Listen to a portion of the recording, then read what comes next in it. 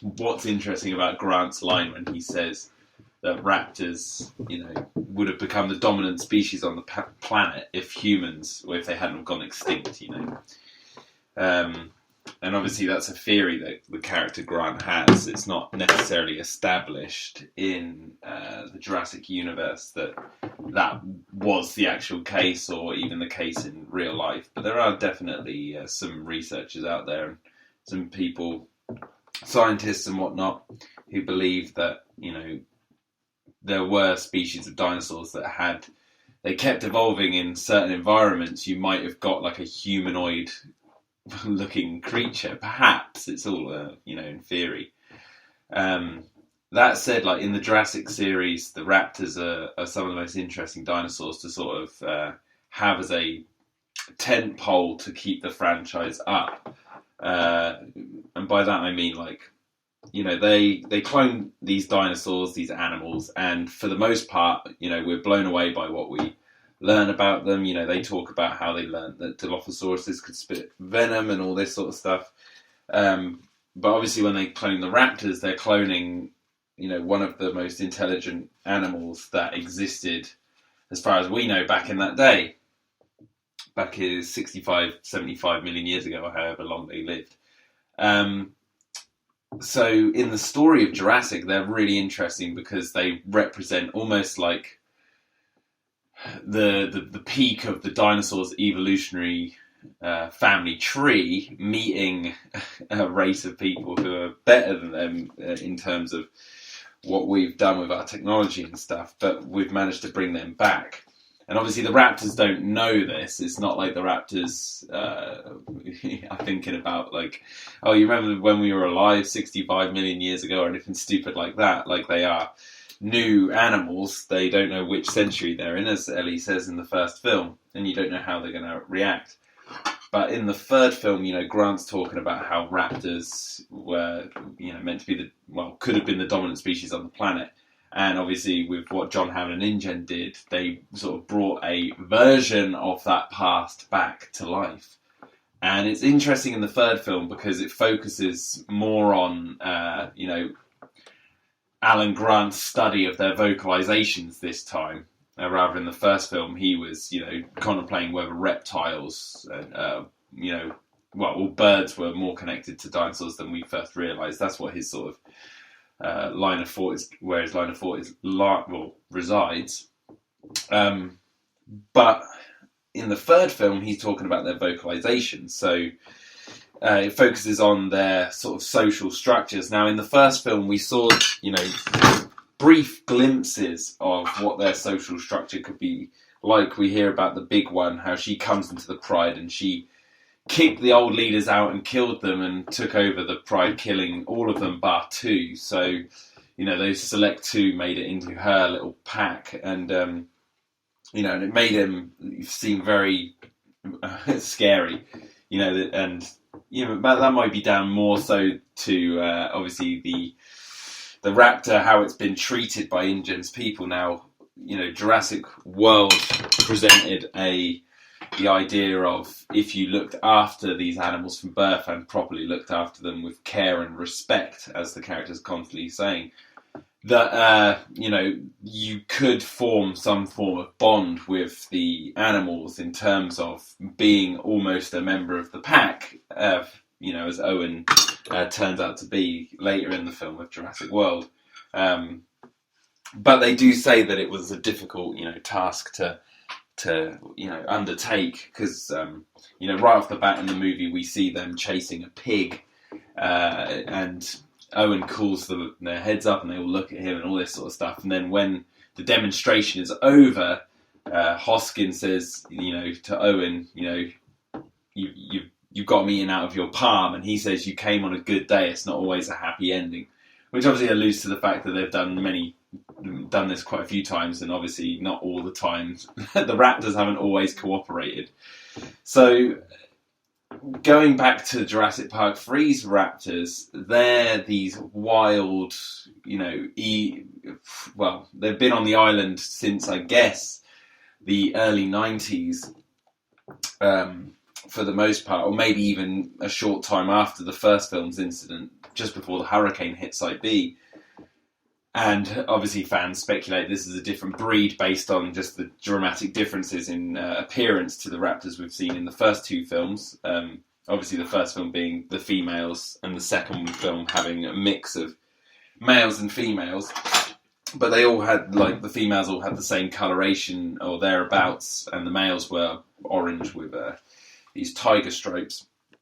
In Jurassic Park 3, you get to these very different raptors who are coloured, like, the females are almost completely white, and the males are blue and browny with these quills. And they have these, like, red crests on their head as well. So fans just speculate that's a different, species, or even a different, perhaps a different cloning batch. But they're presented in the film as these highly, highly intelligent creatures, which, hunt down the group of humans in the film to get their eggs back, because Billy steals some eggs. Now, if we keep that in mind, because obviously the goal of the raptors in the film are to hunt down these humans who've stolen their eggs, and the film never actually presents the raptors in such a way that makes them out to necessarily be cold-blooded killers. This is where the film becomes really interesting, because the only kill the raptors genuinely make in the movie is Udensky, when they stab him in the back once they've trapped the humans up the tree, and they use him as like bait to bring them down. And they kill him, after the humans decide not to come down from the tree. They realise their trap has almost like failed, but it's got them cornered. And they dispose of Udensky and even like shoot a look at the humans to say like, hey, we just killed this guy. You fucked up. But that's it. Like, when they catch the humans towards the end of the film and they get their eggs back, they retreat. They leave with their eggs. They don't necessarily go to attack the humans.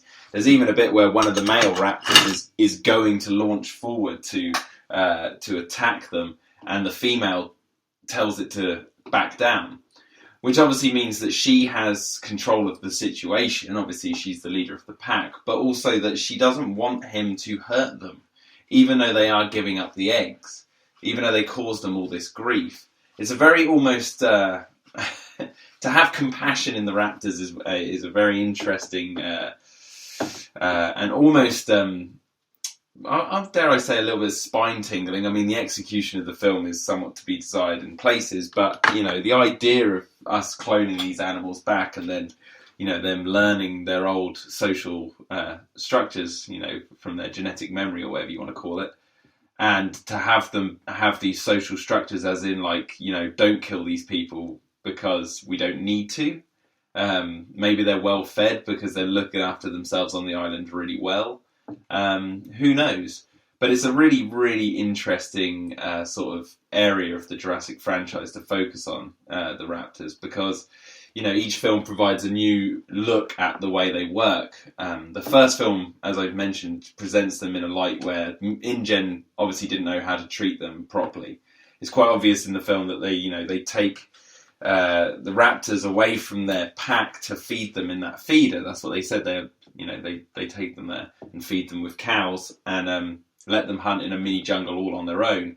But to the raptors, if you think about it, that would almost feel like a test. You've been dragged away from your pack every now and then you have to eat this animal, and it's like it's making them. You're not giving them the room to breathe as a species, which is what they want, is big open areas to breed and hunt and all this sort of stuff.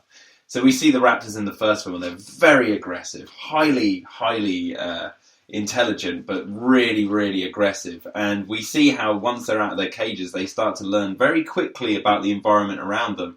And one incident which proves that is the opening of the doors. They see the doors and they go, "What's this?" And they overcome the problem.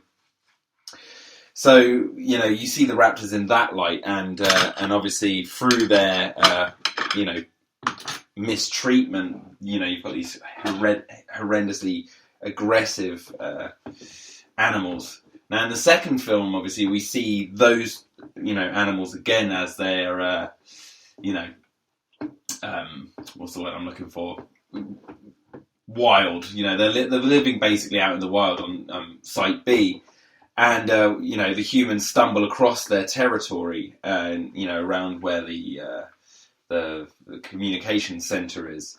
And, it's almost a little bit more of the same as the first film. You see the raptors are really aggressive. They're still using their brains to get around problems, like they're digging under the door to try and get at Kelly and Sarah. And then, obviously, when Kelly and Sarah start to make their way out the opposite side of the building, the raptors circle round and sort of...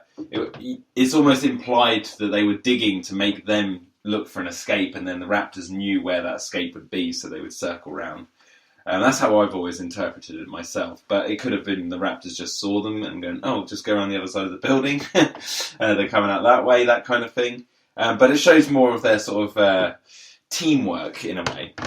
It also showcases the raptors having feuds, like when that one falls off the roof after Sarah throws tiles down to the ground. She's got a raptor above her and a raptor on the ground. And that one raptor falls on top of another and a fight breaks out. And they then just completely ignore Sarah and have their own little almost feud. And it's interesting because even in to me that kind of says that the raptors obviously weren't expecting the humans to be there. And they were like, oh wow, look, this our meals have just walked in and now we're going to try and get them. But they're not necessarily the most well communicated amongst the raptors. They're almost a step down from what we see in Jurassic Park 3, which, as I said, a lot of fans believe are different species. So then you get to number 3, and the raptors are wild, but they're a different species, you could say they are the same species, and maybe they bred to have those different variations, but it's a very short amount of time, 4 years, and to have the adult dinosaurs that size and all this sort of stuff, and the abundance of them. I mean, they would have had to have been breeding like rabbits. So I think it's safe to assume they are kind of like a different clone, a different batch of clones or whatever. But that being said, either way, we see the raptors are, communicating ridiculously well to each other. They call for help when they want it, and the lead female only wants to get the eggs back, and they only kill Udensky because they've got the humans cornered, and they need. It's almost like they set a trap to bring the humans in so they can corner them just to get their eggs back. It's as simple as that. And once they get the eggs back, they leave. And then as we get to Jurassic World, like I said, we see the raptors are, they're brought up in captivity and looked after with respect and all this sort of stuff. And then you can see how the communication between the two intelligent species starts to almost break new ground in terms of not 100% safety. I don't think if you were to ask the character Owen Grady, are you a part of the pack? He would say, well, yes, in some respects, but for the most part, no, because as we know, that the relationship between them all is very tedious. But by the end of Jurassic World, Blue definitely has learnt a few things about how where her loyalty should lie in terms of who she can trust out in this crazy world that she's been born into. Anyway, there's some thoughts about Jurassic Park and the raptors while I wash up. I hope you enjoyed this random video, guys. See you later.